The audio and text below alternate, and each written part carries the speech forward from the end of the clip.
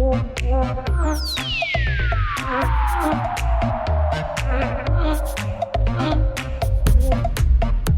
know you're a very passionate vegan, and I know I meet people all the time who are kind of like, how do I start being a vegan? What's the best way to do it? You know, and people have all these questions and stigmas and all sorts of other things. So is there anything you would say around your journey to do with veganism? Is it primarily the health, the animals, the environment, all three in equal measure?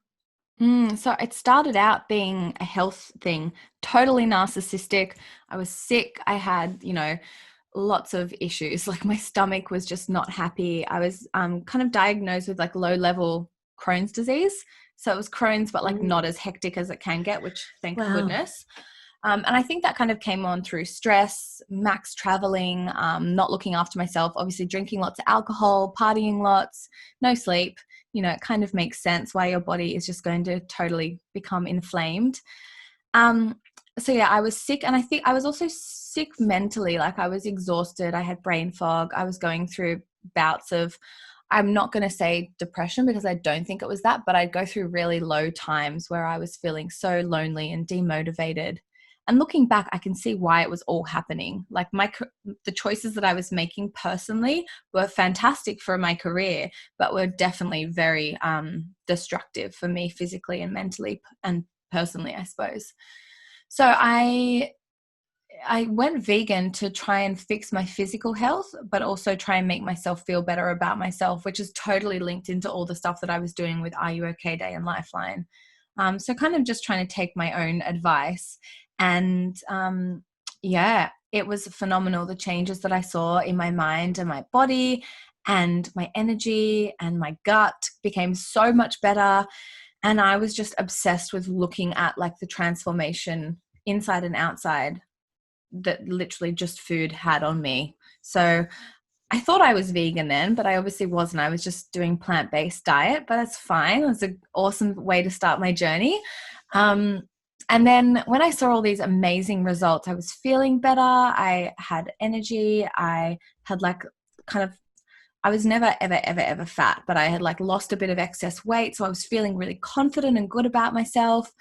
My stomach problems had gone from being, up here to really low level, which was incredible. And so I was thinking, God, what is this that I'm doing? Like, what is this vegan thing?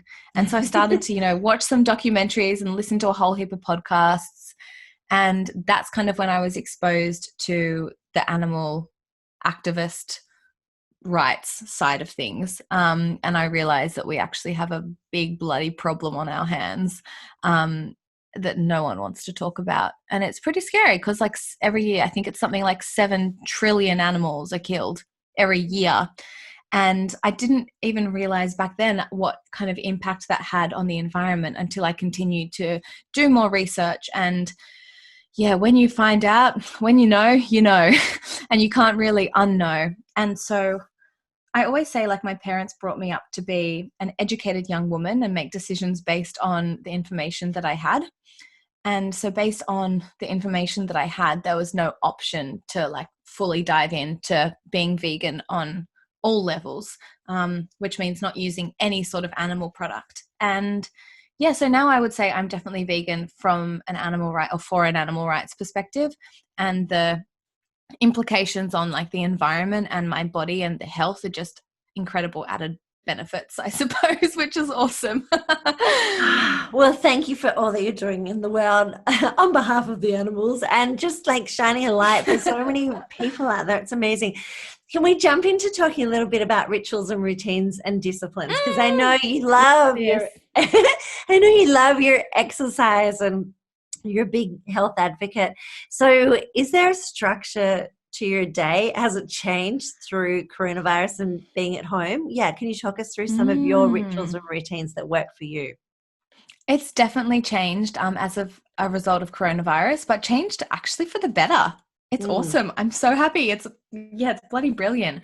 So I used to be a big stickler for this is the list, this is the order, do this, or you fail. And that's like that A-type personality coming in. And it's like obviously great for being productive, but it's not great for listening to your body.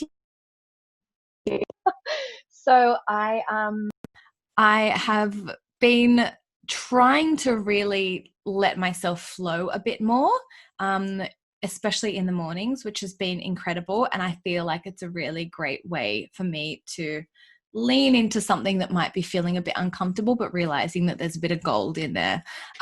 So these days, what I do, I suppose, for my routines in the morning is, look, there are some things that I don't change, but there are things that I'm willing to let go, I suppose. So I wake up, make the bed, open the house up, put my essential oils on, because if I've got the nice fresh air and like, nice smells, it makes me feel good. And there's nothing I hate more than having like a foggy, disgusting house, that smells of the curry that I cooked last night for dinner or something like that. I hydrate first of all. So I'm like onto my third bottle already today, and it just makes me feel great, kickstarts my digestion, my energy. Meditate, I literally do so simple, 10 minutes on the Headspace app, really easy, totally accessible. If people don't like Headspace app, there's so many other great apps out there that they can use for, guided meditation. And then I generally exercise. So it's non-negotiable is a dog walk for like at least 45 minutes, because Lenny is a big boy and needs a couple of big walks a day. And then actually lately I've been training with one of my really good friends. She's getting married next year and wanted a bit of help, getting fit and, feeling confident before her wedding. So we've been training together in the mornings for like 45 minutes, just doing body weight stuff in my garden. It's been so nice and so fun to just make it social and do something with a friend. I think that's really, really important. So that kind of for me is like my non-negotiables. Get up, make my space nice, hydrate, meditate, and move my body. Then there are also other things that I love doing, but I don't necessarily always do. Have a green smoothie. I might do that for lunch or brekkie, depending on how hungry I am or what my body's feeling like. I'm a sucker for a cold shower, but like not cold the whole time. So like get up in the morning, have the hot shower, and the last like 90 seconds, maybe, I don't know, a couple of minutes is cold. That just makes you feel so, so good. And then something else that I have noticed during this coronavirus period is getting up and putting on a bit of makeup and putting on, a not pajama outfit. There's a lot to say for that. And it actually does make you feel a lot more you and a lot more motivated. And I feel like the days where I put a little bit of effort into making myself feel nice are often a lot more positive and a lot more motivated, or I'm a lot more motivated and I'm a lot more productive. So that's kind of been something that I've been paying attention to during this time, making myself feel good from like a outward perspective. Yes, so many beautiful gems in there. So do you find it very different? Because I found like when I'm on the road, on and off planes all the time, in and out of hotel rooms, I try and have a certain set routine, but it's hard, right? So do you feel like these are things that you will take forward into when you're on and off planes again and traveling all the time, that you'll try and have more structure?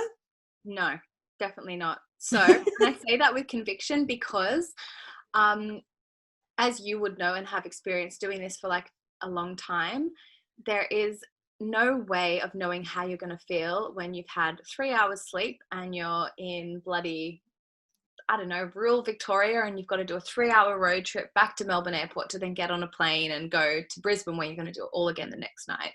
So my thing for traveling is no rules, no routine.